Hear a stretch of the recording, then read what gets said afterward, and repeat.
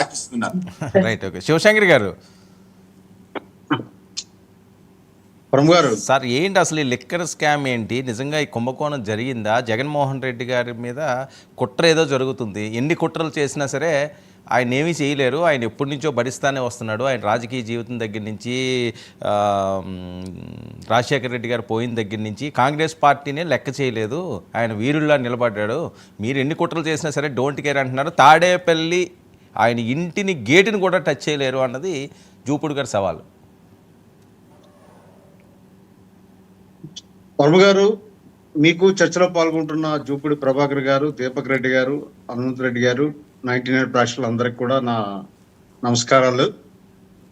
మరి జూపూడి అన్న గేట్ కి టచ్ చేయలేరంటే దానికి ఎలక్ట్రికల్ కరెంట్ పాస్ పెట్టాడేమో నాకు అర్థం కావట్లేదు. కానీ ఇక్కడ ఏంటంటే మనం అర్థం చేసుకుంది, వ్యక్తులు గొప్ప కాదండి, చట్టానికి అతీతులు ఎవరూ కాదు.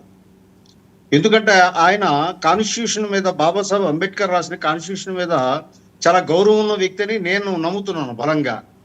సో ఇక్కడ individual is not more than constitution and law of the soil. ఇది క్లియర్. ఎవరైనా సరే, ఏ వ్యక్తి అయినా సరే, అది ఎక్స్ సీఎం అవ్వచ్చు, ఇంకే ఎక్స్ పిఎం అవ్వచ్చు, ఎవరైనా అవ్వచ్చు, rule of the law that is ultimate final. నేను అనుకోవడం దానికి ఆయనకి అభ్యంతరం ఉండదు అనుకుంటున్నాను. రెండవది, జూపిడి గారు ఇంకో మాట అన్నారు, ఉద్యమంలోంచి పుట్టిన పార్టీ ఇది అని అన్నారు. మరి ఏ ఉద్యమం నాకైతే తెలియట్లేదు. ఎందుకు అంటే ప్రతి పార్టీకి కూడా ఒక రాజకీయ నేపథ్యం ఉంటుంది, ఉద్యమ నేపథ్యం ఉంటుంది. సో బహుజన్ సమాజ్ పార్టీ ఉంటే సామాజిక పరివర్తనకి ఉద్యమం కోసం వచ్చినటువంటి పార్టీ. తెలుగుదేశం ఉందంటే మీకు తెలుగు ప్రజల ఆత్మగౌరవానికి పుట్టినటువంటి పార్టీ. మా జనసేన ఉంది అంటే సామాజిక పరివర్తన చేసి మ్యూటెడ్ అండ్ డంప్డ్ పీపుల్కి రాజ్యాధికారం రావాలి, బాబాసాహెబ్ అంబేద్కర్ ఆశయాలుగా సాధనగా వచ్చినటువంటి పార్టీ. అలాగే డిఫరెంట్ పార్టీలు ఉన్నాయి. మరి వైసీపీ జగన్మోహన్ రెడ్డి గారు సిద్ధాంతం ఏంటో, భావజాలం ఏంటో, ఆయన ఏ ఉద్యమ స్ఫూర్తితో, ఏ గమ్యంతో వచ్చిందో అయితే నాకు తెలియదు. నాకు తెలిసిందనగా ఏమిటి అని అంటే, వాళ్ళ నాన్నగారి పీఠాన్ని అధిరోహించడానికి పుట్టిన పార్టీ. ఇక మూడవది లిక్కర్ స్కామ్ అని అంటున్నారు. లిక్కర్ స్కామ్ అని అంటే, లిక్కర్లో వర్మ గారు, నేను ఈ కూటమి ప్రభుత్వం రాకముందు అనేక డిబేట్లలో లిక్కర్ స్కామ్ ఎలా జరుగుతుందో చెప్పాను. అదే ఇప్పుడు ఇన్వెస్టిగేషన్ లో వస్తుంది.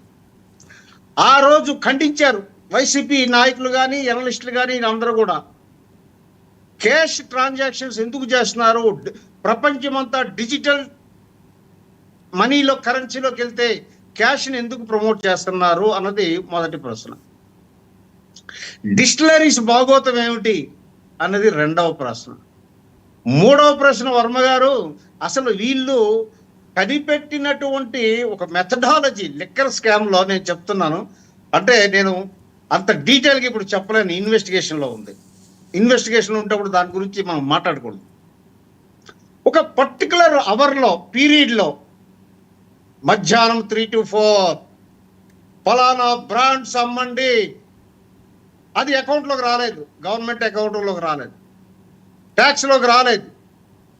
ఇంత ఘోరాతి ఘోరమైనటువంటి స్కామ్ ఇంకోటి ఉండదు. అవన్నీ కూడా ప్రూవ్ అవుతాయి. ఇప్పుడు మనము ఈ రోజుకి నిందితులు వాళ్ళు, రేపు నిందారోపణ రుజువైనప్పుడు వాళ్ళు కల్ప్రిట్స్ అవుతారు, కల్ప్రిట్స్కి శిక్ష పడుతుంది. ఇది మన తాలూకా జ్యుడిషియల్ ప్రిన్సిపల్స్.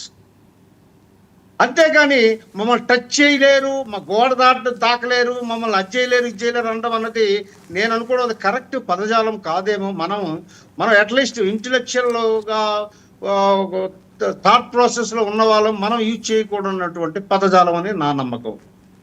ఎందుకు అంటే మనకి అభ్యంతరం ఉంటే వెళ్ళిపోవచ్చు. మన అభిప్రాయం, భావ స్వేచ్ఛని క్రాస్ అవ్వకూడదు, లిమిట్ క్రాస్ అవ్వకూడదు.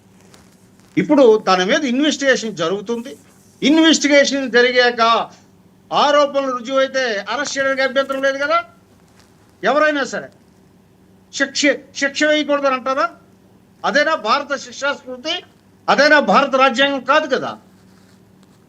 ఎవరైనా సరే బాబాసాహెబ్ అంబేద్కర్ రాసినటువంటి రాజ్యాంగానికి కట్టుబడి ఉండాలి. ఈ దేశాన్ని పరిపాలించింది రాజ్యాంగమే కానీ వ్యక్తులు కాదు. కాబట్టి అన్నీ తేలుతాయి వర్మ గారు. ఇల్లు అలకగానే పండగ కాదు, 1 by 1 వస్తాయి.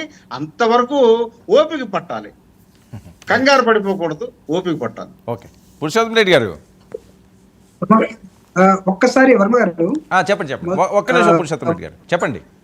సార్ దగ్గరికి వెళ్ళే ముందు ఒక పాయింట్ నేను క్లారిఫై చేసి, అంటే మా సోదరులు ఇద్దరు కూడా టచ్ చేయలేరు అన్న దానికి అంటే నేను ఆ పదాన్ని విత్డ్రా చేసుకుంటాను అన్నట్టుగా మాట్లాడటం ఒకవేళ వాళ్ళకి అది సమంజసం అనిపిస్తుందో, కానీ నా అర్థం ఏంటో చెప్పనా, అసలు ఈ రోజుకి